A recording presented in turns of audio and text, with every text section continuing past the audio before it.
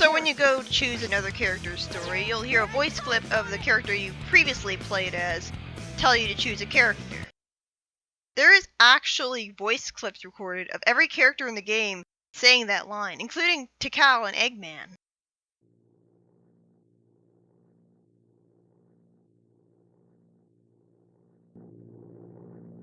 Everything's working great! All systems go, full speed ahead!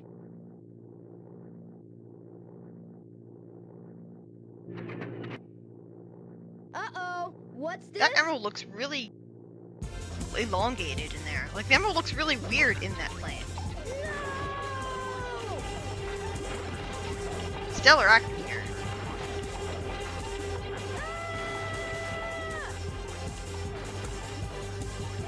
I'm out of control! Mayday! Mayday! Going down! Ah! Good thing the woman wasn't in that newsstand at the time. Look out below! They have the worst music ever for this. They actually load the entire level for this one cutscene. The object file Tails uses for this cutscene is almost just like Emerald's Coast as Sonic, but it doesn't have the Emerald Castle.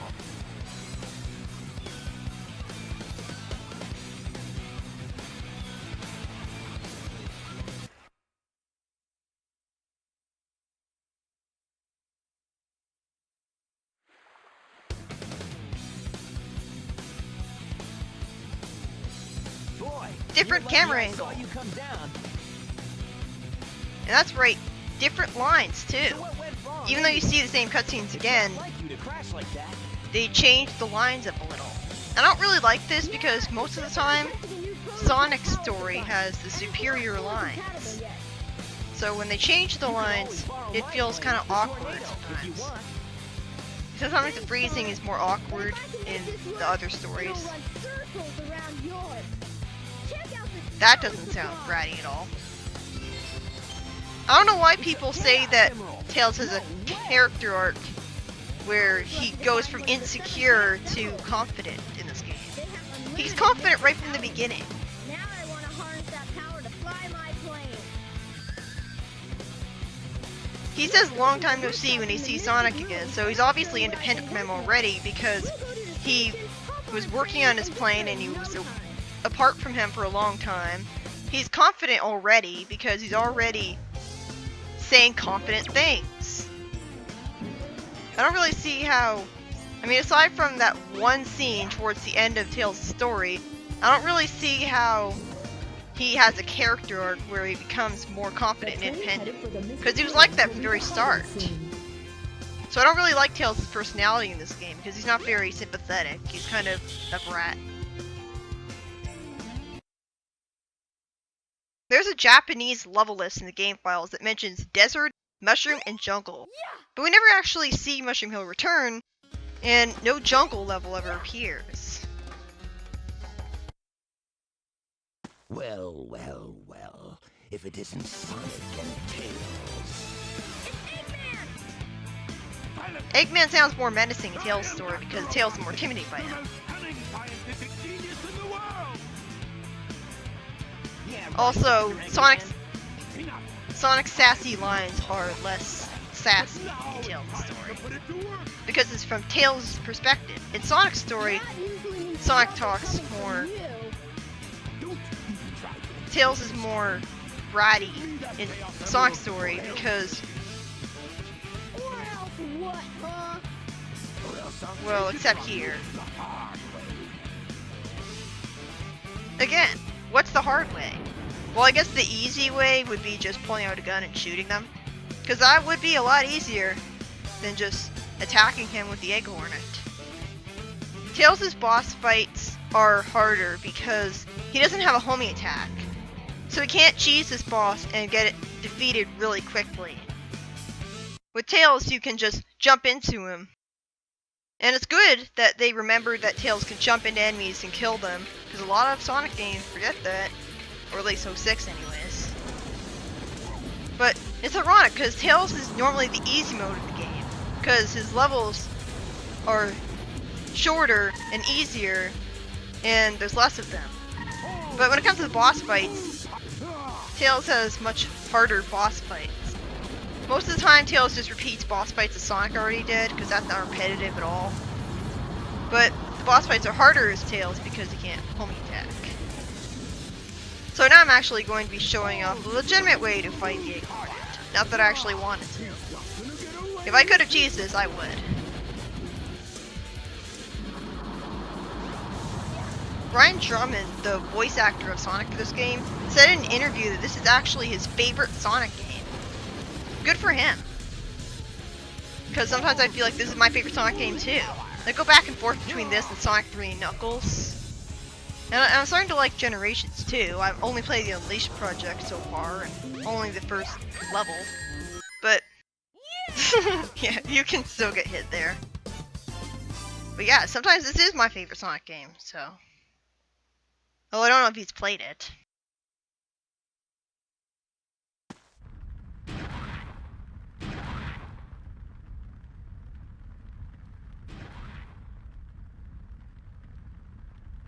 That was just too easy. Gotcha. Another different camera angle. And now he's facing the different way, but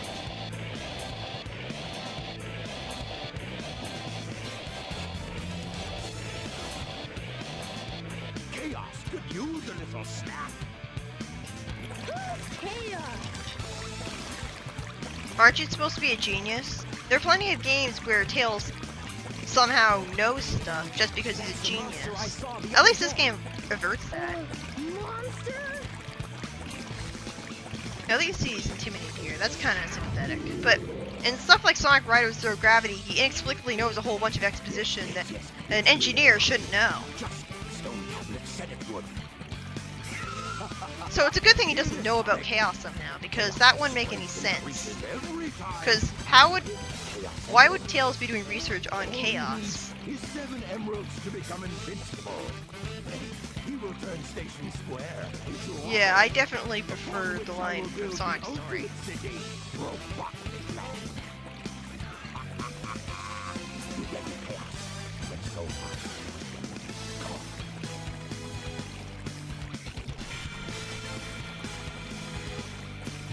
Flash grenade!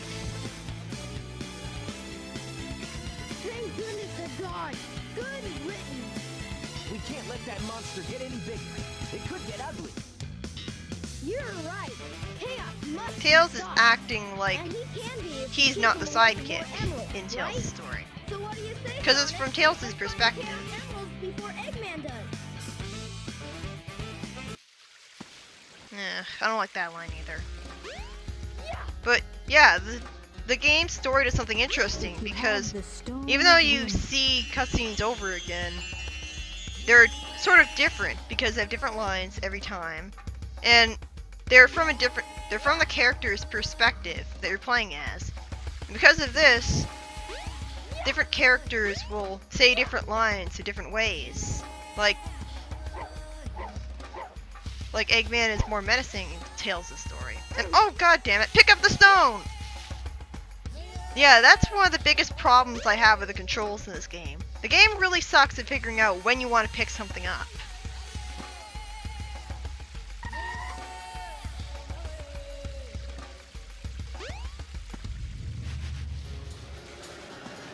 But now we're going into Windy Valley as Tails. Sucks that we couldn't play through Emerald Coast as Tails. Ah well. I mean, we could have easily done that. You should be able to find a shortcut if you fly. The gimmick with Tails' story is that he's racing Sonic. But the races are pathetically easy because, naturally, Sonic can fly. Well, not Sonic. I mean Tails. Tails can fly, and so he can do all sorts of cool shortcuts. Run through the It gives you such a feeling of freedom, going through the level and flying over it, and taking all sorts of shortcuts. I think you can go faster if you roll down the slopes there, just like in the classic games. One of the things that annoys me about these rings though, you stop abruptly right after you're finished using them. You have to wait a little while for Tails to hover as high up as he can when he starts flying. His upward momentum is pretty slow, but his forward momentum is ridiculous. Like, he flies such a far distance, and I love it. Flying as Tails is so fun. It's so fun that if it weren't for the fact that Tails had... I thought I was going to die there. That would have been embarrassing, dying in Tails' levels. But anyways, the only reason that I don't think of Tails' story as the best in the game is because Tails has so few levels, and only half of them are good. Well, 3 of them are good, but only half of them are properly suited to what he can do, which is fly. Screwed up another scripted sequence there. But anyways, it's kind of appropriate that Tails is the second fiddle, Tails is the sidekick, so it's sort of appropriate that his story is the second best. But now we're back in the Mystic Ruins. Station Square will be departing soon. And you can guess where you're going next. Sonic Adventure is the first Sonic game to have downloadable content. This is because the Dreamcast was the first ever console to have online capabilities right out of the box. The DLC ranged from Christmas and Halloween decorations in the hub world and a few levels, to national ranking contests, and the Chow Black Market, a shop that is the only DLC kept in the DX version. Which is pretty excusable, to be honest, because it means that the Dreamcast DLC is forever lost to the Dreamcast version. Also, if the Dreamcast version's disc was put into PC, special wallpapers hidden in the disc will be available for download, which includes a picture of Tails in a beach tube with sandals and ice cream cone. You can find it on the internet, so you can get it if you want. There's also a list listing Sonic 1, 2, 3, Sonic & Knuckles, Sonic Jam, and finally Sonic Adventure. Where's Sonic CD in that list? Because it's a main Sonic game too. The guy who runs the antique shop, at one point he'll mention that Tails comes there a lot. Why? I mean, just because he's a genius doesn't mean he's going to be interested in learning about antiques and stuff. Sure, he's a nerd, but he's an engineer. His interest should be in engineering and science and stuff. Why would he be interested in old stuff when he's all about new stuff? Come on, Tails! Thankfully, Tails' version of Casinopolis skips over the whole collecting rings bit. Instead, you just get to the goal, which is pathetically easy because you can fly.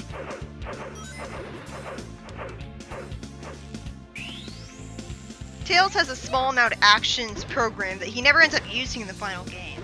For example, he can actually use the pinball tables, but he can't shake them. I guess because the whole shaking table thing was added later, it wasn't in the original Japanese version. And Tails can also jump on jump panels just fine. Like if you glitch him into Emerald Coast, he can jump on the jump panels. For comparison's sake, Knuckles and Amy get stuck on the second panel, and Big and Kama can't use them at all.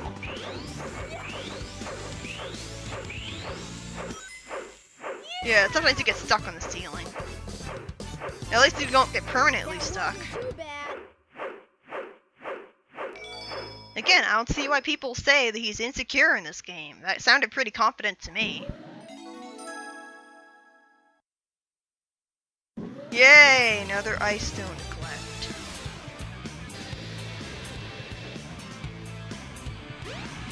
What's that? The Chaos Emerald! Get away from there! Ah!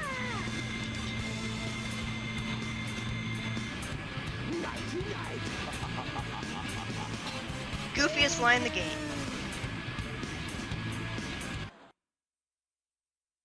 What was he even going for with that line?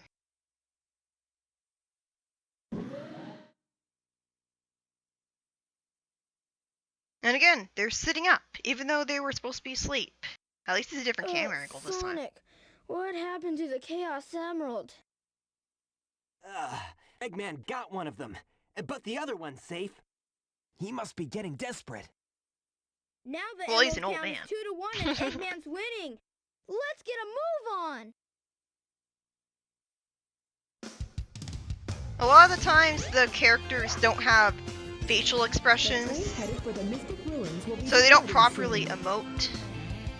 Sometimes that can be kind of distracting because the cutscene presentation, I mean, it's an old game, so I completely forgive it. I'm not nitpicky enough to say that the cutscenes of the game are horrible and awful. Pick up the stone! Pick up the stone! Pick up the stone! This is why you shouldn't have the pick up button and the attack button mapped to the exact same button. God damn it, pick up the stone! But anyways, the characters don't have facial expressions quite enough. But it was an old game and they were rushed when they made this game, so I understand. Also, I mentioned before that this game had a PC version. The box of the game's PC version falsely claims that it's the first Sonic game released for PC. Sonic CD?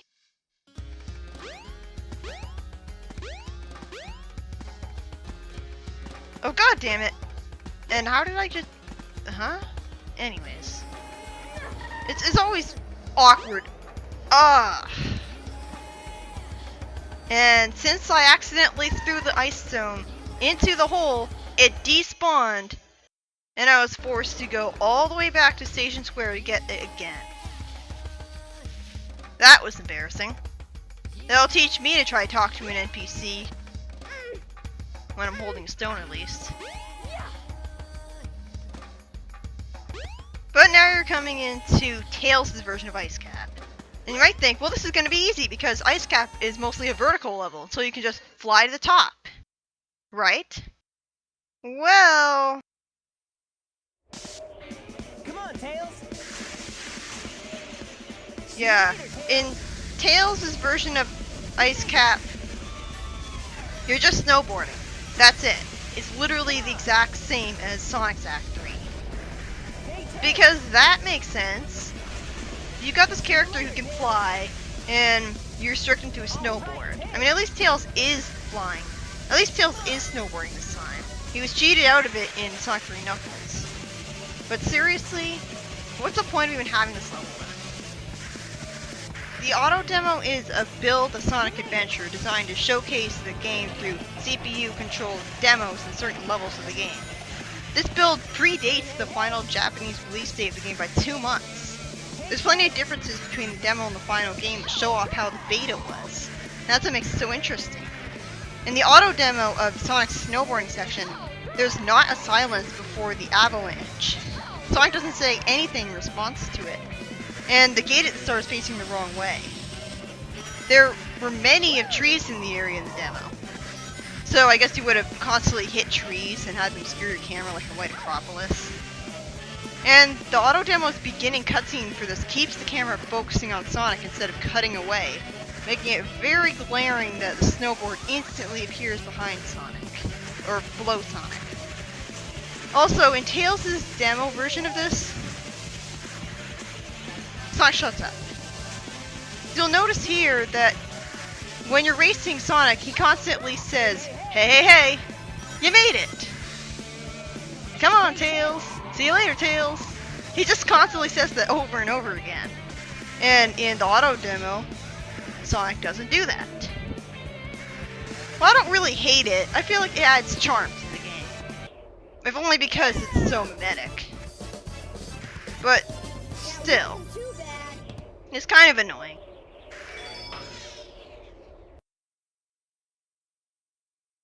So, I'll see you in the next part.